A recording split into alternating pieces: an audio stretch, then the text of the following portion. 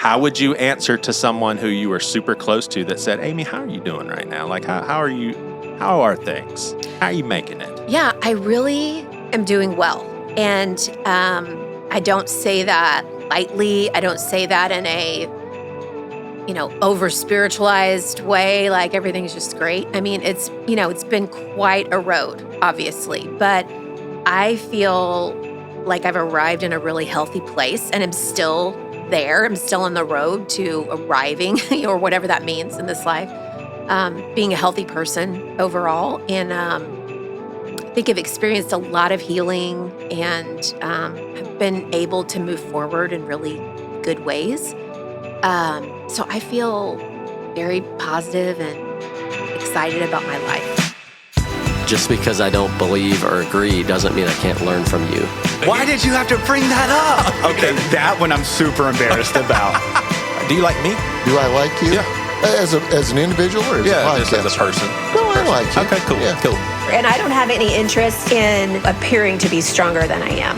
I ain't bow to Nebuchadnezzar's statue. He gonna lead. You feel me? How do we love people who see the world differently than we do? What would it look like if we truly loved all of our neighbors? Could listening to their stories be the first step? This is Seacoast Church, and there's way more to talk about. So, Amie, you're like family around here.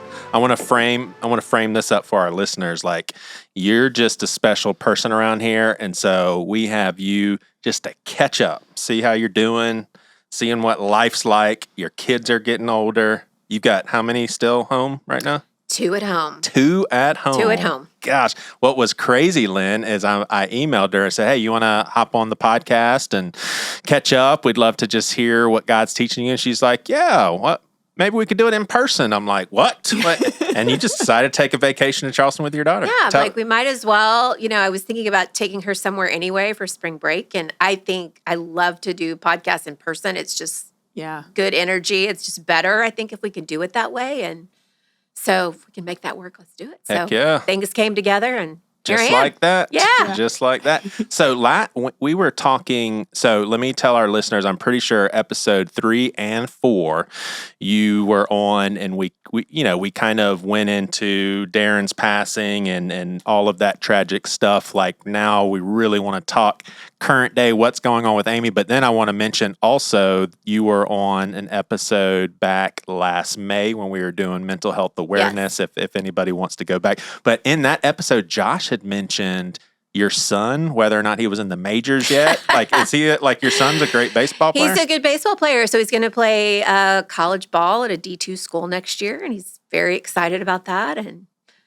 I'm super excited for him. He's going to be close by. So it'll be fun to go watch him play and get to continue that a little bit. So we're super excited for him. Nice. Yeah. Is that kind of his aim, like majors? Like, if that has to be everybody. If you're into baseball, yeah.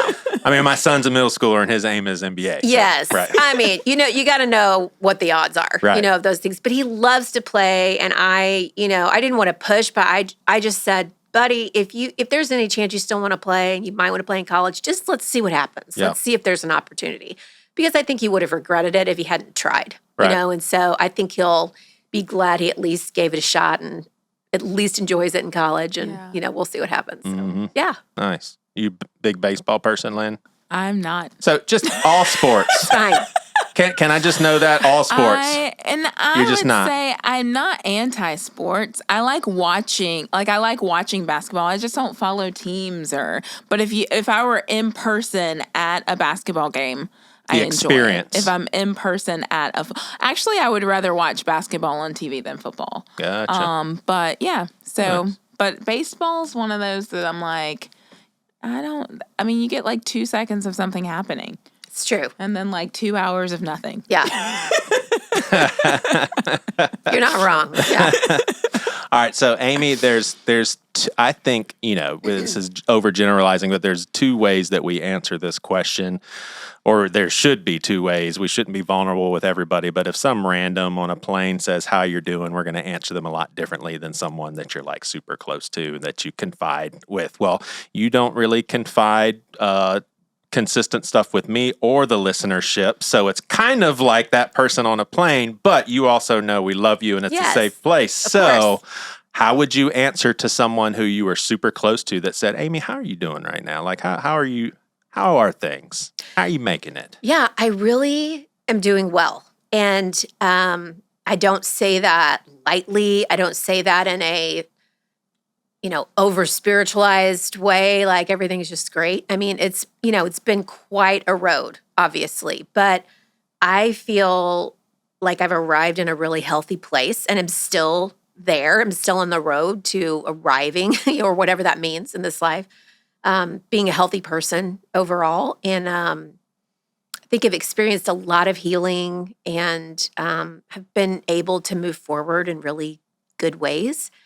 So I feel very positive and excited about my life at this point. I'm in a really good place. That's good to hear. Yeah. Experiencing healing, in need of more healing. I mean, I think humanity is marked with a need for healing. Sure.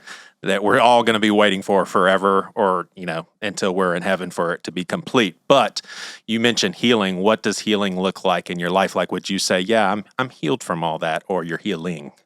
I mean, I think it's all three that you mentioned. It's healed, yes, in the process of healing and more healing on the way. I'm sure. I think we're always on that path. So it's not cookie cutter. No, goodness, no. Oh, we my all goodness. love black and white and just yeah. And there's I just was using the word arrived a moment ago and thinking that's not a good word because I don't know that we arrive in this life ever, or that we're ever finished with healing. But I do feel like there's a lot of healing that is in the rearview mirror for me. Things that I know have been healed and then I've moved forward from. And then there's still things that will come up, that are. I could say, oh, there's more to do there, or that's new, or something different. And in our situation, we're about to have a lot of events this year with kids graduating and big milestones. And there's always healing around that because Darren's not there, for all of those things. And that's going to continue to happen. Weddings, grandchildren, he's not going to be there for any of that. And so there's healing opportunities at each of those milestones, I think, on the way. Yeah. No, for sure. For sure. Yeah. And probably the toughest question that I'll ask, and motherhood has had to have been just such a challenge because like I was thinking about you as I was leading up to this conversation, and the phrase that kept coming to my head was how much you've had to carry. Like it just seems like you are I know there's got to be some sort of boundary that you have to put on how far you take this, but it's like you're carrying this for your kids, or have you had to keep yourself from carrying? But it's like they grew up with two parents, and now the worst thing that's ever happened to them had to do with one of them not being here anymore, and it's all on you. Yes. Your mother. Yes. And that's all they have. Yes. Like that had to have, it's heavy. Yeah. Yeah. Yeah, and I've really had to, I have to remind myself all the time of what I'm actually carrying because I will lose track of it and just, I'll get into space of what's wrong with me and why am I not handling this better, or why am I not getting things done? But I've also had to remind myself a lot, I can't be mom and dad. I can't do both of that. I can only be mom. I can only be mom to these kids, and I can only be the healthiest version of me that I can be and the best mom that I can be. And that's all I can be, which is not enough, but yet is the story that these kids have been given that is out of my control, and the story I've been given that's out of my control. And so I just have to know and acknowledge there are just limits, to what I can do. And that's okay. God's bigger than those limits, and he works within those limits. But it's hard. Yeah. My youngest, actually, I can tell a story. My youngest broke her leg about this time last year badly. And we were kind of in a gray area as far as whether or not she needed surgery. And I just was so frustrated that I had to make that decision by myself. That they're like, well, she's probably fine without it, but maybe not. And she's a really athletic kid. And I thought, I don't know what to do here, And so I finally made the decision. It's interesting. I made the decision to go ahead with surgery because I just thought I'm probably going to be anxious for years if she doesn't have surgery. to know if I made the right decision or not. So let's just go for that. And God, if you want to intervene, then do. The night before we were supposed to have the surgery, the surgeon called me and said, I'm kind of having second thoughts about this. And I actually think maybe we should, why don't you just bring her in the morning? I want to do an x-ray and see how it's healing. And so we did. And we determined she really didn't need it. Oh, you know? God. And so it was such a sweet reminder to me that God will redirect as needed, you know, and all we can do is make the best decision we can make in the moment and know that we're limited, and he'll jump in and do what he needs to do. And that it was. Yeah. Has that kind of changed some of your prayers over the past year? Even like with that, you being like, I'm going to do this. And God, if this is not it, then you need to, like, has that like on the front end of other, because I'm sure there have been other situations where you've had to make the decision. And it's like, yes. What does that look like? Yeah, and I think it's been an interesting road for me because I am definitely more on the side of I'm going to think about things a lot. I'm going to consider things a lot. I'm not a like jump and then think about it person. I'm a, you know, we're going to aim for quite a while. And so learning to get a little quicker at just saying, God seems to be going this direction. Okay, God, this is what you seem to be doing. I'm going to jump. I'm just going to jump. I'm going to try something and trust you instead of just kind of over deliberating. And you weren't always like that. Oh, heavens, no. So you just had to force yourself into discomfort?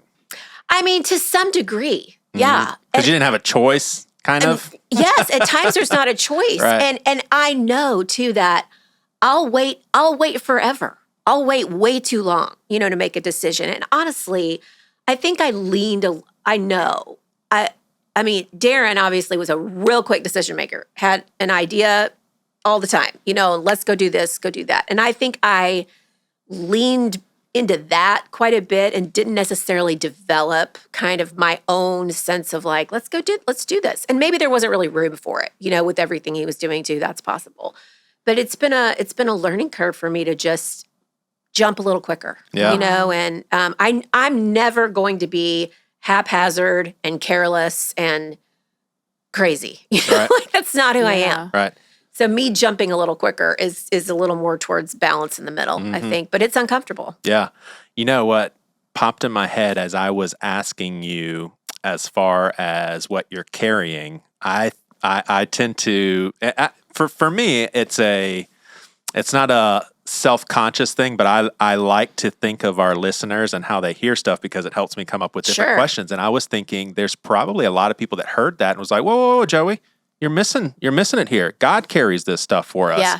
And I think sometimes we play a God card, because I'm not saying all God cards are bad, but sometimes we play a God card, in my opinion, in a way that devalues the human experience. Yes. So Agreed. if somebody were to say, Amie, whoa, you're not carrying this stuff. Just let God carry. Where does that fall short? Because bottom line, I would frame it up more as you're carrying it with God's strength as he carries you, but there's still an element of Amie having to go through toilsome, gruesome work and perseverance. Yes. I am the one living this life. Right. Yes. And yes, he does carry me, but there are things that, I mean, God's not doing the dishes every night, you know, like God's not making these decisions for me. God's not taking this action steps for me. I have to do that. And it's not that it's, you know, I think to your point, we get in this dichotomy of it's either us or God, you know, as opposed to we're living down here. We're the ones that have to live. And it's a choice, you know, to live in that way. And I've said about some of these things, you know, particularly on this front of sort of all this deliberating and, you know, God's not going to do the work for me that he's asking me to do, you know? So when it's like, I'm asking you to take this step, he's not going to come in and take the step for me. He's asking me to do it and I have to do it. And then often the next step will show up after that. Yeah. But I think you're right on. I think we sometimes, have a limited and too narrow view of self and our humanity and just kind of what it means to be a human being. Yeah, and I would imagine there had to have been a lot of shifting of those sorts. You've gone through things that most people haven't had to go through. Are there any other low-hanging fruits of major shifting of how you see God and faith and certainty and just in general? Did you have to question things? Like when stuff happened, did you have to question, well, wait a second, I thought such and such. Maybe that's not how it works. Yeah, I mean, I don't, what I would say is, I think I have taken every piece of my faith and picked it up and turned it over and examined it, in ways that were necessary for me in living all of this. Was it scary or peaceful? Of course it's scary. It was scary, yeah. Yeah, I saw a quote recently, which was from Agatha Christie, of all people, the author. But I'm probably going to misquote her, but she said something like, we're often not asking questions because we don't want to know what the answers are. And I think life just put me in situations where it's like, well, maybe I don't want to know what the answers are, but I have to ask these questions. Yeah. Like I'm at a wall, other than, there's no other choice but to ask these questions. And I can't say that I've had massive shifts, in my theology or in the way that I think about faith, but I've certainly come to understand, I think suffering's the norm down here. I mean, trouble is what we're going to have. Jesus said that. So that is just full of it. Will that get edited? That 100% will get edited. Why? I'm not crashing on. Well, it might just get the beep. Hey, there is a place for that kind of positivity, but I think maybe he takes it too far. I don't know. Nothing against old. Sorry. Amie, delete it. Probably. You probably have to delete that. We will do the bleep, and then everybody's going to be like, who are they talking about? Who was it? We're totally going to do that just to mess with the listenership. I love it. Yeah, I mean, biblically, I think that's what we see, and if we look at the lives of Christians all over the world as a whole, historically, I mean, it's hard to make an argument for comfortable Christianity. Yeah. In this world, you will have trouble. You're going to have trouble. Yeah. You're going to have trouble. And trouble that is not going to get all nice and neatly tied up with a bow. Just because you've had a certain amount of trouble doesn't mean you're immune from more trouble. I mean, so... I'm much more accepting of that reality, I think, for sure. And I think just in general, I would say that this process of becoming, which I think is what's happening here, we're being transformed to more of the image of Christ, of who Jesus is. We're becoming more like Jesus, hopefully, is much messier and less neat and linear and it's not always a upward trajectory that cleanly goes that way. It's harder than that. It's right. Yeah, and I think this is one of the reasons why phrases that we just say so quickly, I get it, but when we say stuff like, oh, you can tell God's favors on that person, and it's because wealth, influence, comfort. And all of comfort and all these things, it's like, well, wait a second. So what's that saying about those of us who don't have that sort of exposure or success? So God's favor's not, what is that saying about the disciples who were tortured and killed? Yes. God's favor weren't, it's tricky. I do feel like a lot of the prosperity sort of teaching is just completely contrary to the gospel, because the gospel is saying, hey, come as you are, and there's no promises that things are going to be great Jesus said, hey, in this world, you will have trouble.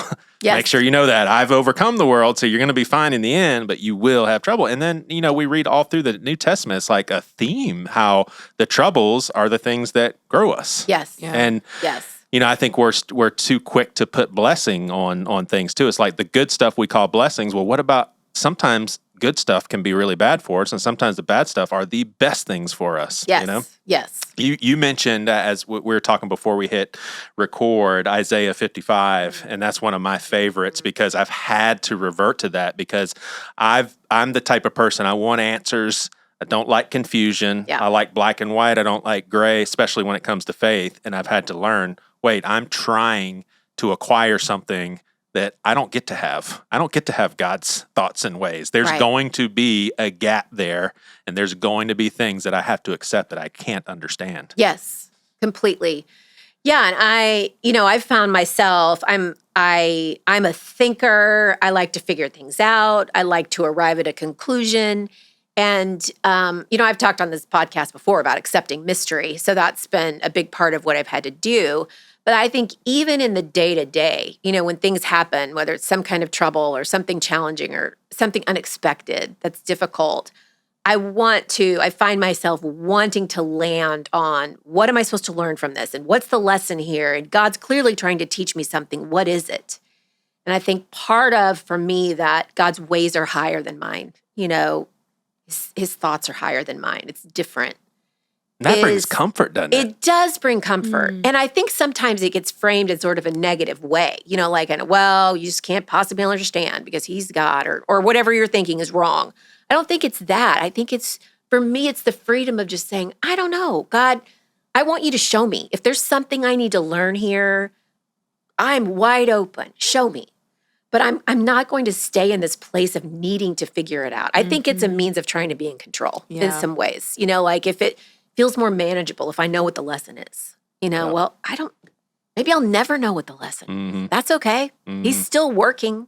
Right. In enormous ways. I was going to ask you if you had any concrete examples of Romans 8:28 with exactly what you've been through, but I will just tell you, as I would consider myself, we don't know each other well, but you're a friend, and I would just say every time I sit down and talk with you, it influences me for the better. Just hearing, because I haven't been through what you've gone through, and it's like but the truth that you found is just as valuable because suffering is suffering. Yeah. There's obviously different levels, and I don't want to experience the level that you've experienced, but I can still relate from I've suffered before, so I know what at least suffering is about. Yeah. And it just goes back to that passage of, the comfort that we receive from God, we can extend, to others. Yes. Do you think, looking back on your journey, and I would say, when you think of your journey as far as trials, your mind probably goes to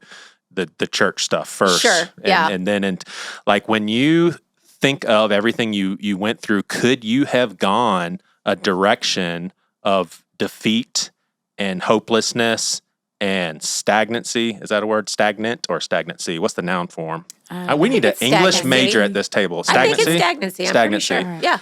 Could you have gone that? You could have ended up in 100%. complete disaster, complete hopelessness. Your parents are like, we just want our mom back. Yeah. You could have gone that way. Yeah. Yeah. All of it. You look at all of it. I could have completely given up on my faith in the church. There are plenty of people who would say I had every reason to, given all of that. Because of how hurtful people were, how just flippant people all were. of it, Yeah. And even just, having to look at how in the world did this happen? How in the world did we end up in this situation where Darren just imploded and we planted this church and then needed to be removed from it? And just all of the mess that was. It feels like I could look at that and say irredeemable, but that's not where I am. I love the church. I think it's God's plan A still. We got a lot of problems, but I can't give up on the church. I could just be in absolute despair about loneliness and loss and being a single parent and what's going to happen to my children. It is God's grace entirely, that I'm not on that path of being completely defeated. And I know we throw that around a lot of times, that term, but I truly mean it. Yeah. I feel like I know that he has carried me and held me and has a hold of me in ways that I couldn't have done myself. Yeah. For sure. Yeah. Yeah, that seems to be, to me, and, I go back to all the stuff that's fuzzy and all the things that's clear. The one promise, there's one of few that I think are just so clear, and I hear it coming out in your story, is God promises he will be with us. Yeah. Whether we feel him or not, I can know God is with me.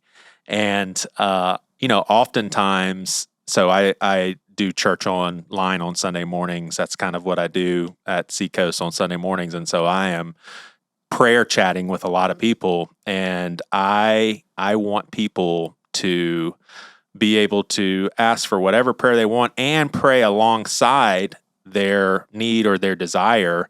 But I always want to pray for them to sense that God's with them. Yes. Like, first of all, God is with you, but Lord, please show this person your presence. Like, just gift them with that. And I don't know why God doesn't always do that, because we could sure use it. Yeah.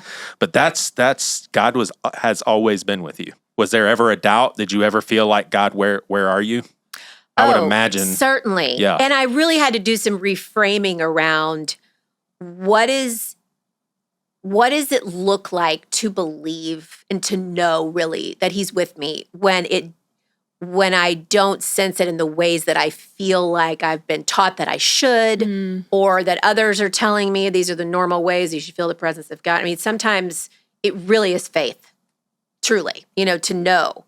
Now, I've had, probably millions of experiences where God comes in and makes his presence clear in a way that is memorable and impactful and unbelievable, but a lot of it is just the faith that he's with me in all of this everyday stuff and choosing to believe it. Mm-hmm. Yeah. Mm. That sounded like you were going to ask a question. No, I was just like, that was my amen. Got it. I love it. Amen. Good. All right. I do have some potentially, how dare you, Joey, questions. Okay, good. All right. Those are my favorite good. kind, Joey. Right. You're the only one who says, okay, good to Joey. I'm here for it. Good. She's a person of peace, all right? In my life, she's a person of peace. Like, has there been a transition thus far? So you lost your husband tragically 4 years ago, right? Has there been a reframing from Darren's widow to I'm a single person who there's other men that I could invest my, like, was there a transition in your mentality of like mourning to, okay, the door's open for a new season, even in that regard? Yeah. Yeah, and I don't know if that's not a how dare you question? No, that's a great question. All right. That's a great question. Fairly early on, I'm not going to be able to maybe pinpoint when this was. I mean, there was certainly a significant period of time where, I wasn't even on my brain at all to think about being married again one day or, a relationship of any kind. But maybe 6 months to a year in, I was able to say, I just believe so much in Christian marriage. I believe so much in godly marriages and the importance of that relationship and what we learn from that and how we grow in that. It's not for everyone, obviously, but I have lived that. I've experienced that. I had a great marriage in a lot of ways. I also know what it is to love someone at their worst, at their very worst, and at the very best, and in sickness and in health and all of that. And so I'm such a believer in it that I thought it would be a gift if I got to experience that again, someday. So that was probably the first kind of transition point in that. And then, okay, well, what does this look like for me? What does it look like for me to consider that? Is there intentionality around that I need for me to be open to that? What does that look like? So, I'm very open to that.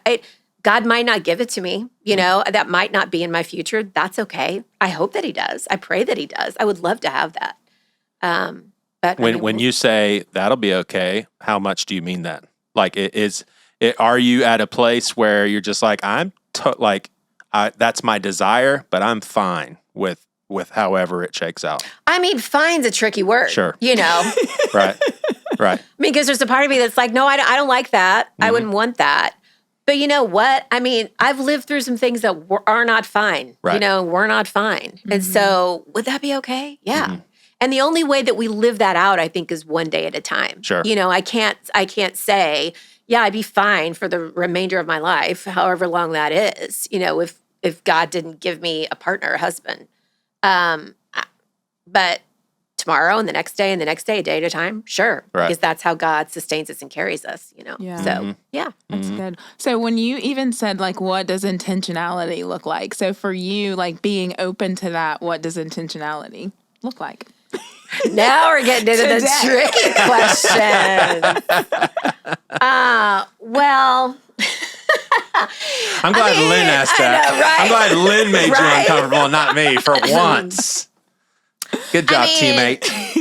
Part of it, I think, is just being open to meeting people, to being introduced to people, to whatever. I mean, Do you have that going on now? Like, hey, you got to. Yeah, I want you to meet so and so. there's been maybe a little bit of it. Little bit. People are afraid to ask me this question. So this is one reason I appreciate that you're going there, because usually what I get from people is like, would you ever consider? Yeah, we don't have that style here. We don't go. It's refreshing. Yeah, and so when they start that, I'm usually like, yes. Let me just say yes to just break the ice. I mean, dating apps are a thing. Okay, so Right. I mean, that is a way that a lot of people are meeting people. Oh, yeah. And that's a weird world, but I think that is something to consider in the intentionality piece of things. Yeah. So Yeah, for sure. How is the journey? How is this journey that we're talking about, as far as the possibility of being with someone else? I would imagine, having gone through any marriage already, whether it ended how yours ended or whether it ended in divorce, you're more informed in some goodness. regard with how marriage works, the challenges and all that. Do you think that you're, having gone through what you've gone through, you've got someone's journey, like a specific kind of journey that you would want to join, and some journeys that you would not want to join? Like, as far as like what the guy's up to? I mean, I have very specific. Very specific. Yeah, that's kind of what I'm getting at. Yeah, I have very specific standards. Gotcha. And they're high. Right. I mean, I think anyone who's in the age range is single is going to have some baggage and stuff of some kind, because that's normal. And so my standards are not about somebody being perfect and unflawed, but it is about, where are you at in whatever that journey has been for you, and that process and that baggage for you, and where are you at with God? What kind of work have you done? Like, where are you at relationally, emotionally, health-wise? Those are non-negotiables, for me. So, yeah. Health-wise, you mentioned one of the most significant parts of your healing journey has been in the physical realm. I'm imagining what you put in your body, exercise, all that. I will give an example of a revelation I think that I had. It's probably not the best word to use, because people will be like, duh, Joey. But, someone who has the capacity to struggle with anxiety and depression and all these things, what I know about sugar. Yeah. Like, for me, it was, okay, if you're not going to make any changes with your sugar intake, then okay, then you might, you're opening yourself up for anxious that and struggle. depressed. Exactly. Yeah. Exactly. Like, it's somewhat of well, that's on me. I know what sugar does if I'm going to keep eating it like I usually eat it. So that was one thing that I had to say to myself: if I'm serious about wholeness and being the best version of myself, then I've got to have a different relationship with this substance that I know how it can be counterproductive in my mental health. Yes. I mean, to all of that, I think, it's been a big aha for me to understand, I think, how much our physical bodies are connected to everything else. And I think for Christians, we're glad to say that we're fearfully and wonderfully made. But I think it's so important to do some learning to understand what that really means and how our bodies work. And there's so much good, solid research-based information out there now, even about our brains. I'm fascinated by neuroscience and now what we know about our brains and how all those things interact. And so, my health has always been a priority, to some degree, but I think that's in light of what I have lived and what I'm carrying and the responsibility that I have. I hit a point where I thought, I think we're going to have to up the game here. If we're going to make it, if we're going to feel good, if we're going to have energy and stamina and all those things at this point in life.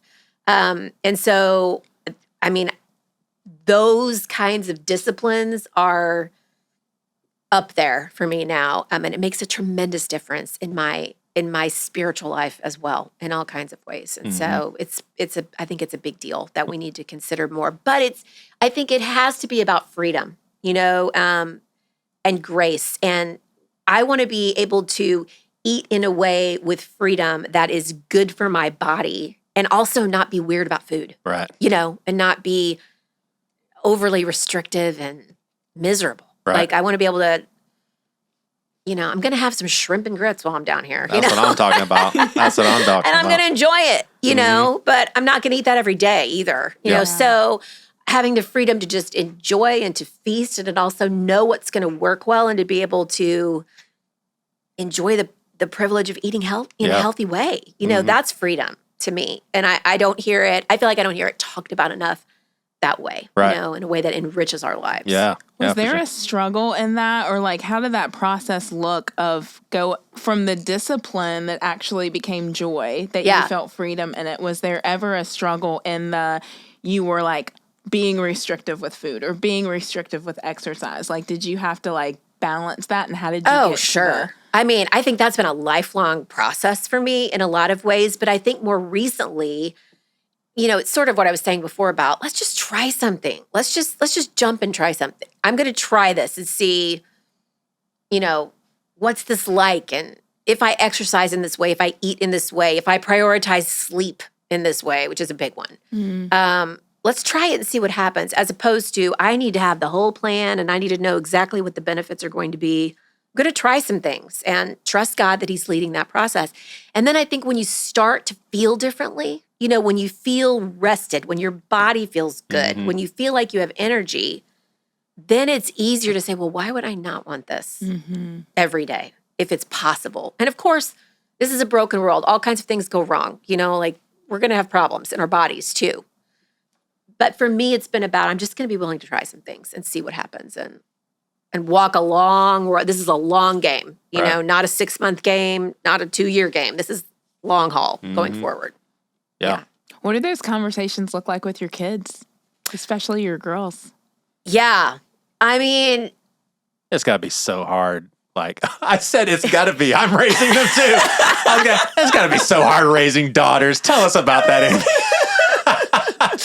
I mean, seriously, my daughters, and this is just obviously proud dad, but I would say somewhat even objectively, that's probably a silly thing to say, but they just happen to be very attractive young ladies, and they don't see it. Yeah. And I'm like, I don't get it. Right. Like, and I have to be very careful of what I share about my kids on a public thing like this, but it's not like they have these horrible low self-esteems, but they do not see what I see. Right. And it just blows my mind. Yeah.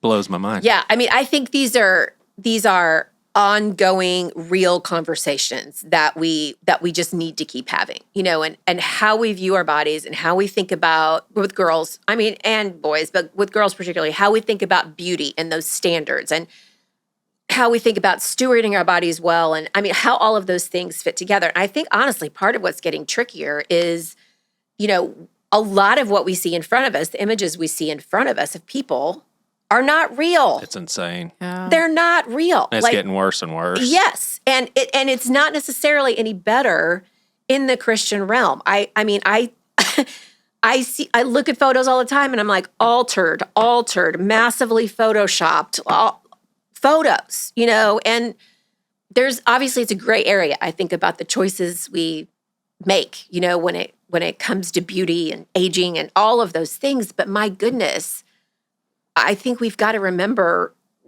what real people look like. Right. Yeah. And not just images. And we're so tuned to images now that it's a harder game, I think, to even have these conversations. And so I do think it's important to consider how much of that we're putting in and how that's affecting how we view these things and talk about them for sure. Yeah.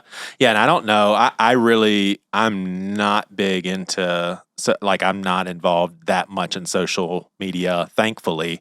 But I guess because of my demographic, male, my age, it feels like I'm almost targeted with women because Instagram accounts.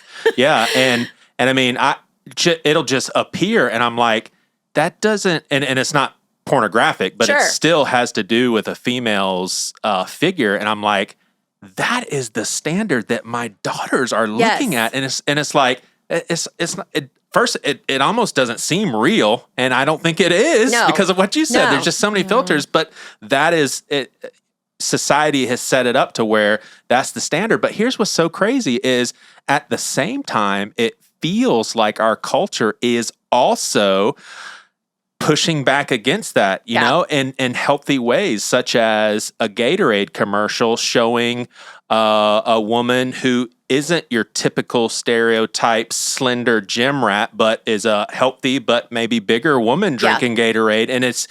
And I feel like even in, key roles in movies where it's almost always the super attractive woman, you may have just like a normal, and it feels like the younger generation is helping us with this a little bit, shy away from this crystal clear, here's what we're aiming at. But it feels like in some ways it's getting worse. And then in some ways it's weird. Like, have y'all sensed the same sort of thing? Like there also is some pushback? I am cynical. Yeah. In that I think companies are starting to see their market.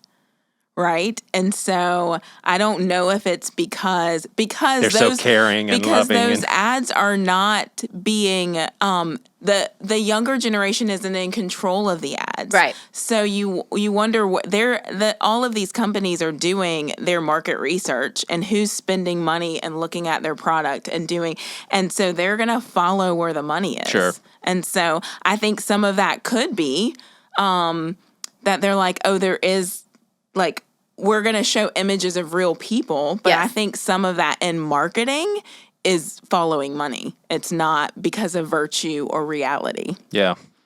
I think on an individual level, I think if you're a Christian, I think you have a responsibility to know that the way you interact with these things matters. Yeah. And so, if you like a photo, if you follow an account, how you spend your money, like all these things, it matters. You are voting for something and you are expressing something, So if someone's going to go through your social, and I'm talking to men and women, if someone's going through your social media accounts and looking at all your likes, or what you follow, are you comfortable with that? Mm-hmm. Does that feel like, are you really saying who you are with that? Because that is a way that we do that, and social media is its own conversation, but I just think if you're a Christian, what you post, who you follow, all of these things says something, about what you value and who you are and how you relate. And I think it's a really important thing to consider. And it's always a work in progress. I mean, I'm always looking at how I engage with social media or don't, or, whatever. Yeah. I had a wonderful moment on this podcast, Amie, when I realized that I was the least cynical person at the table because I read to Lynn, Jack, and Pastor Tamilix a quote from a very famous Christian person, and I was like, wasn't that good? Like, wasn't that just so well informed and instructive? And they were all like, oh, that was pretty prideful. Yeah, that was... And they had some really, really good insight, and it made me realize just kind of how maybe naive I am. But I do think that there is this weird thing of if you feel like I know what it feels like to have what I feel is important stuff that I want to communicate. Yes. And so honestly, there's a part of me that can be like, the more people listening, the more helpful I think that can be. But that is so quickly tied into a desire for that. And I feel like so many people are in this space of they probably do have a real calling and something that God really wants to use them for. But when you turn to social media, it feels impossible to not get caught up into the fellowship and getting more and obsessing over how many likes that your last post got. I don't know if it's like I would love to talk to someone who's like, I have a calling on my life. I use social media for it. It flourishes, but I'm completely disconnected. Like I post something and then I walk away, don't even care. Leave it. And I know there's people like that, but I'd love to just really get in the head of someone. Yeah. You love Christian social media? Oh, boy. I do want some of your raw thoughts because that's something that you mentioned. Like, are you a big, like, if you're going to be on social media, what is it? Facebook, Twitter, Instagram? Oh, I stay away from Twitter these days. Yeah. I mean, it just, I can't. It's so negative. Yeah. I can't really do that. Yeah, I'm on Instagram and Facebook. I don't have a big following. I mean, I'm going to be honest, I just don't care that much. You know, for me, it is about, I do think there are things I have that are helpful to say. I'm going to say them. I'm not paying that much attention to how many likes or not, because if I feel called to say it, it doesn't matter. Yeah. You know, it shouldn't matter. But for me, it is about how much time do I want to spend on this and how much time is helpful. Like if that is a tool that I can make work for me from the content that's coming in, you know, there's a lot of helpful content. I mean, that's most of the reason I'm on there, because I find a lot of content encouraging a lot of times. But also, what is this doing to my attention span? You know, to just be Reels. nothing good. Yeah. I mean, I find myself going, it's longer than 30 seconds that I'm not paying attention anymore, which is Crazy. a problem. You know, and am I consuming people's lives here? Whether that's their photos or their life experiences or whatever that might be, as opposed to considering how I might relate to this person. You know, I'm constantly asking the question, what is this for me? What is the purpose? Am I getting caught up in something weird and unhelpful here? You know, like are there people who are encouraging? Yes, for sure. And I'm grateful for that. Are those all real relationships? No, you know? And so I just think we need to be asking a lot of thoughtful questions about that kind of engagement and what it looks like to do that well as a Christian and in a God-honoring way, as opposed to just it being a given that we participate in on some level. Yeah. And when I started asking people, I've even posted some things about trying to get some feedback from people of like, do you have time limits for yourself? Like, how do you make decisions? And it seemed like people just were not really thinking about it. If you ask like, well, why did you post this on Facebook? Well, they don't really know, you know, a lot of the times. And so I think that the lack of intentionality concerns me, or the lack of being acquainted with what my motives might be. Where am I getting into trouble? What the purpose is here? Yeah. I think we've got to really think about it. Yeah, for sure. One of my favorite, I think, is it a meme? The picture with the description as that's a meme. Yep. One of my favorites is Kermit the Frog drinking a glass of tea real chill. And he said, a lot of people don't know this, but you can actually read something that you're very offended by on the internet and move on with your life. Yes. Just keep going. Move on with your life. Yes. As far as moving on with your life, it's got 4 more years with any kid in your house. Oh my gosh. Yes. Is that exciting? Is that like, I feel like for me, so I'm 2 years behind you. My last kid's got about 6 years. And I feel like there will be a heart grieving just as far as the kids getting older, but there's also a level of excitement that I put in my years. I did the best I could. I'll always be there for them, but that was hard work. And now they're not in my house. Yeah. It's like a little bit of freedom there. Oh, absolutely. Yes. Yes. And it's easier for me to say, you know, with the 4th one than it was, you know, with the first one, obviously. But that's true. The first one was the hardest. It's harder, for sure. But I think you do start to see then that, oh, life keeps moving on and you'll be okay, you know? And I at this point, I'm so excited for my kids to go branch out in their lives and see what they're going to do next. And they need to go do that. You know, my older 2 girls are going to be living far away from me. Like that is what it is. But I know it's the right move for them. And so I feel more excited about that than I do sad about them for them, but also for me, and just experiencing them as adults is a different relationship that's fun in a different way that I wasn't expecting. It's hard to imagine, when they're little, what will it be like to relate to them when they're adults. But I do sometimes feel a little alone in that space. But I saw a lot of parents. Alone in what space? As far as the excitement? Yeah. Like not too many people are like that? Yeah. Yeah, because the fact that it does, at least it wasn't noteworthy enough to mention worry or fear, that's uncommon. Because I think most parents, including myself, would be like, yeah, and I'm also afraid because I don't want anything bad happening. Sure. But another thing that you mentioned going into this conversation is how your mind works a little bit differently because you've already been through the worst. Yeah. So there seems to be maybe less fear because there's not unknown in what tragedy can feel like. Right. And I do think that I often frame it like, I spent a lot of my life prior to really things just going off the rails in every way, worrying about the big, terrible thing, that could come my way. And knowing to some degree something bad's going to happen because it does to all of us.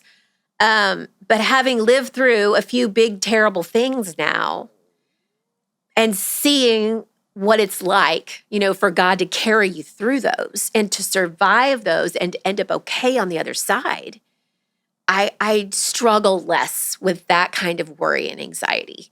Not because I don't think that something else bad could happen, but I've also, I think, just had to make a choice. I am not going to live afraid. I'm not going to live afraid, which is a choice, in a lot of ways. And a huge theme of the New Testament. While we're at my it. goodness. Oh my gosh, fear not. Yes. And it doesn't mean that I don't experience any anxiety or worry. But I think, courage is not about not being afraid. It's about moving forward, in spite of it. And so, my older girls actually just in the last week were on a trip together on their own, driving out to the West Coast together, and had a blast, perfectly capable, know exactly what they're doing. They're didn't fine. have to stop at the gas station and look at a map. Whatever. Unless you listen to every single episode, you won't know it. Bill, there's a story here. Yes. No, they were great. And I was able to say, I'm so glad for them that they know how to travel and that they want to go do this and have an adventure on their own, and good for them, and love all their pictures and videos they were sending me. And, that's fun to be able to live that way. And so that has been a gift on the other side of just living through all of this mess is, okay, stuff's going to happen and more stuff could happen, but I'm not going to live in this fearful way. Which is, it's not that it's easy. It's better though. Yeah. It's better. It's freeing. It's freedom to live in that way, I think. Yeah. I do want to ask you a Darren question. Is that sure, all right? Sure. Ask away. I wanted to know when your reference point when you think about him, has that shifted in any ways? Because I'm sure there was, because I've talked to you, there's been some experiences of anger, like how could you do this sort of thing? Yeah. Are you in a season now to where all of the reflection is compassion? I hate that he had that pain. I love who he was. Like, is it all positive now, 4 years later? I think for the most part it is. Yeah. I think I will always carry some level of. Hope it's okay that I asked you that. It's completely okay, of course. I'll always carry some level of being abandoned, frankly. Of being left here, of him doing that, of the realities of that. There's always going to be some pain associated with that. But for the most part, that's just not how I think about our life together and him. And I'm at a much more peaceful place, I think, of just the way that I remember him. And usually I'm laughing and smiling about something, or it just feels like he's this significant part of my history that I'm grateful for. And now it's kind of like, I don't know how it all works. It feels like he's this wonderful friend in my corner over here somewhere. And whether that's who knows what those who are with God can see or know or whatever. So I don't even mean that. But sometimes it's just, I can hear him, his encouragement to just go do that thing, go do it, or something like that, that feels like a positive to me for the most part now. Right. So I'm really glad to have That's cool. arrived at that place. That's cool. Yeah. Amie, always love talking to you, and I really do mean that it's always an encouragement for me. And so I know that the sentiments, they'll be the same for the listenership. So thank you so much. Oh, thanks for having me. It's great that you got to come in the studio. It's been awesome. So thank you. Thank you for having me. Lynn, did you like this talk? I loved it. All right. Wouldn't it be terrible if you're just it just like, not really, Amie. It's just okay. That's all right. I can take that too. That's fine. You've been listening to the Things You Won't Hear on Sunday Seacoast podcast. In the show notes, you'll see a link to our Facebook group page. Also, we'd love for you to consider subscribing so you get these episodes downloaded right when they come out. Thanks so much for listening.